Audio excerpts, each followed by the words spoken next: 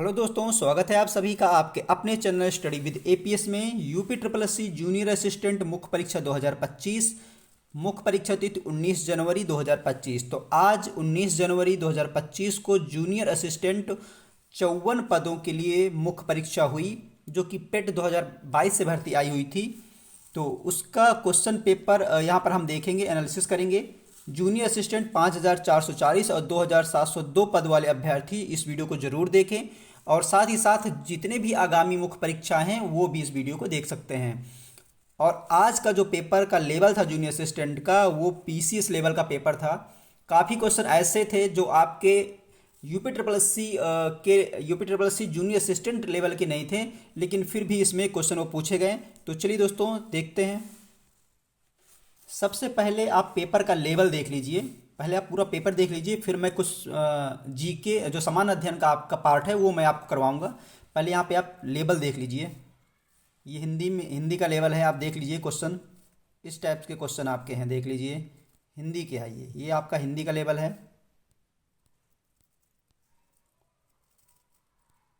इसमें आपको हिंदी के 30 क्वेश्चन थे। उसके बाद यहाँ पर आपका रीजनिंग का लेवल शुरू हो रहा है। यहाँ पर देख सकते हैं, ये रीजनिंग के क्वेश्चन हैं।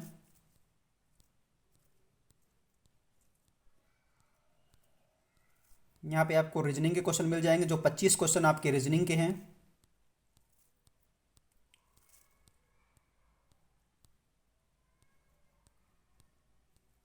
उसके बाद रीजनिंग के बाद आपके जो क्वेश्चन शुरू हो जाते हैं समान अध्ययन के।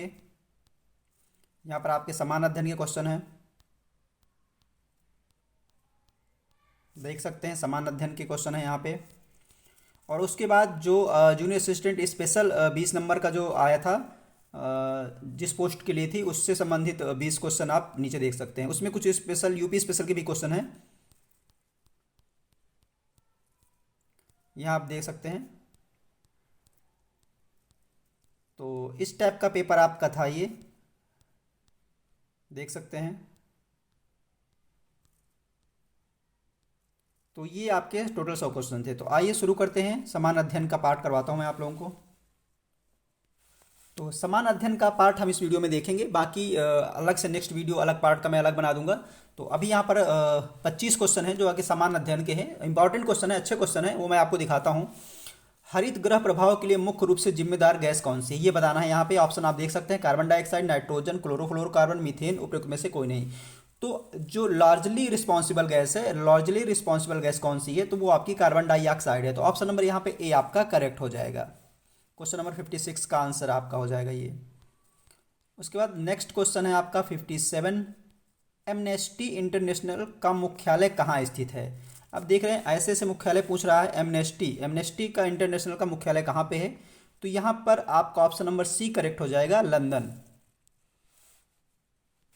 अब एमनेस्टी आया तो मैं यहाँ पे आपको एमनेस्टी दिखा देता हूँ कि एमनेस्टी है क्या। तो यहाँ पर देख सकते हैं, एमनेस्टी इंटरनेशनल, जिसे एआई बोला जाता है, एक गैर सरकारी संगठन है। यह मानवाधिकारों के उल्लंघनों पर रिसर्च करता है और इन पर रिपोर्ट प्रकाशित करता है। एमनेस्टी इंटरनेशनल का मकसद मानव अधिकारों की रक्षा करना और भेदभाव को खत्म करना है। और इसमें कुछ खास बातें यहाँ पर आप देख सकते हैं। इसकी जो स्थापना है 1961 में ब्रिटिश वकील पीटर विल्सन ने की थी। इसका मुख्यालय यूनाइटेड किंगडम के लंदन में है। तो इस तरीके से इसका जो मुख्यालय है वो लंदन में है। तो यहाँ पर ऑप्शन नंबर आपका सी करेक्ट हो जाएगा। नेक्स्ट क्वेश्चन पे आते हैं। इतिहास के निम्नलिखित में से ऐतिहासिक स्रोतों पर विचार करना है और हमको बताना है कि इसमें गुप्त इतिहास का अध्ययन करने में मदद करता है। इसमें कौन सा स्रोत है जो गुप्त इतिहास का अध्ययन करने में मदद करता है। यहाँ पर आपको डिटेल में पढ़ने की जरूरत है, तभी आप आंसर दे पाएंगे। देख सकते हैं यहाँ पे, इलाहाबाद स्तंभ शिलालेख, कालिदास की रचनाएं, विशाखादत्त की मुद्रा राक्षस। तो ये तीनों आपकी इलाहाबाद स्तंभ शिलालेख से भी गुप्त इतिहास की जानकारी मिलती है, कालिदास की रचनाएं, और साथ ही साथ विशाखादत्त की मुद्रा राक्षस। तो आपका फर्स्ट, सेकंड और थर्ड हो जाएगा। तो ऑप्शन नंबर यहाँ पे आपका बी करेक्ट हो जाएगा। नेक्स्ट क्वेश्चन, एक भारतीय एथलीट जिन्हें लोकप्रिय रूप से पॉकेट डायनामो के नाम से जाना जाता है, तो पॉकेट डायनामो किसको कहा जाता है, तो ये जो आपका खासाबा दादा साहेब जाधव, जो कि रेसलर थे, तो इनको कहा जाता है। तो ऑप्शन नंबर आपका यहाँ पे बी करेक्ट हो जाएगा।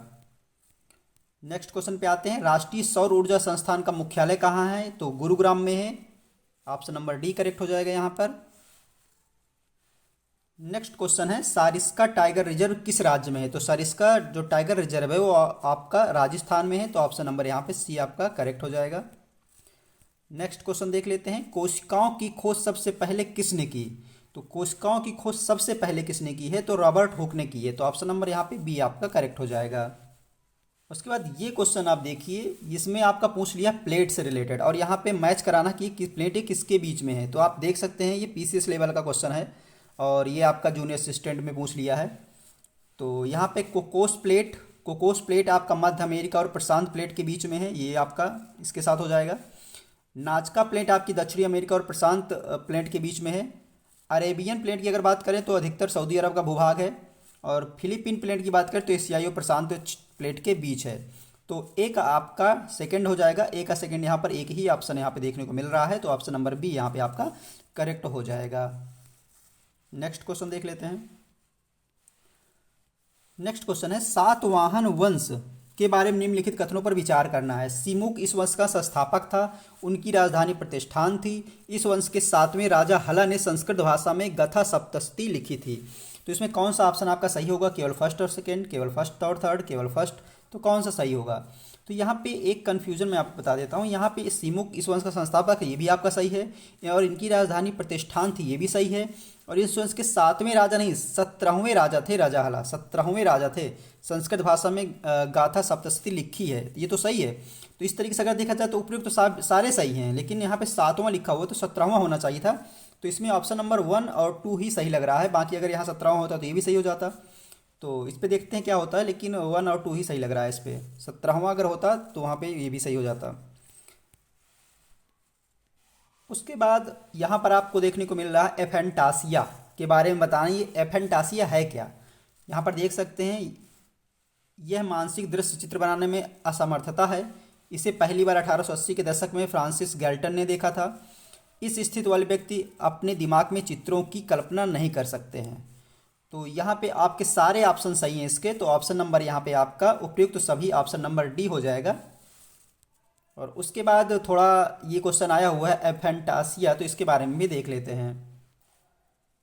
यहाँ पर आप देखिए, एफेंटासिया से पीड़ित लोगों को मन की आंखों में मानसिक चित्र बनाने में परेशानी होती है। इसे माइंड ब्लाइंडनेस भी कहा जाता है। एफेंटासिया के लक्षण हर व्यक्ति में अलग अलग हो सकते हैं, और एफेंटासिया के जो मेन लक्षण हैं यहाँ पर आप देख सकते हैं। एफेंटासिया से पीड़ित लोग अपने अनुभवों की छवियाँ नहीं देख पाते हैं। इन्हें किसी प्रियजन का चेहरा याद करना मुश्किल होता है। इन्हें आवाज़, गंध, स्पर्श की अनुभूति याद रखने में परेशानी होती है। इन्हें वस्तुओं के स्थित आकार और संबंधों में दिक्कत होती है। ये शब्दों में किसी चीज़ का वर्णन करते हैं। और इसके अलावा जो आपका एक पॉइंट आपको याद रखना है, आगे चल के अगर क्वेश्चन आए इस टाइप्स के, कि ये एक प्रकार का माइंड ब्लाइंडनेस भी उसको बोला जाता है। अगला क्वेश्चन, जलियांवाला बाग हत्याकांड कब हुआ था? तो 1919 में हुआ था, ये तो इजी क्वेश्चन था। और उसके बाद नेक्स्ट क्वेश्चन, वायुमंडल की वह परत जिसमें ऊंचाई बढ़ने के साथ तापमान कम होने लगता है। तो ऊंचाई बढ़ने के साथ अगर तापमान में कमी आती है तो कौन सा मंडल है? तो यहाँ पे आपका जो मंडल है वो मध्य मंडल होगा। ऑप्शन नंबर डी यहाँ पे करेक्ट हो जाएगा। समताप मंडल, ताप मंडल में ऊंचाई बढ़ने के साथ तापमान में वृद्धि होती है, लेकिन मध्य मंडल में तापमान में कमी होती है। तो ऑप्शन नंबर यहाँ पे आपका डी करेक्ट हो जाएगा। नेक्स्ट क्वेश्चन देख लेते हैं, रामसर स्थल तवा जलाशय किस राज्य में स्थित है? तो जो रामसर स्थल है, जिसे तवा जलाशय जिसे बोला, रामसर स्थल है ये तवा जलाशय, ये कहाँ पर है? तो ये मध्य प्रदेश में है। ऑप्शन नंबर यहाँ पे ए आपका करेक्ट हो जाएगा। नेक्स्ट क्वेश्चन पे आते हैं, निम्नलिखित में से कौन सी हर्षवर्धन द्वारा नहीं लिखा गया है? तो हर्षवर्धन के द्वारा जो नहीं लिखा गया उसे हमें बताना है। तो हर्षवर्धन के द्वारा रत्नावली लिखी गई है, प्रियदर्शिका लिखी गई है, नागानंद लिखी गई है, लेकिन कादम्बरी नहीं लिखी गई है। तो ऑप्शन नंबर यहाँ पे बी आपका करेक्ट हो जाएगा। यहाँ बात की जा रही है एंटी सीरम क्या है, इस जिसमें होता है, क्या होता है? एंटीजन होता है, एंटीबॉडी होता है, कि ऑप्शन नंबर यहाँ पे बी आपका करेक्ट हो जाएगा। एंटीबॉडी ये होता है, एंटी सीरम।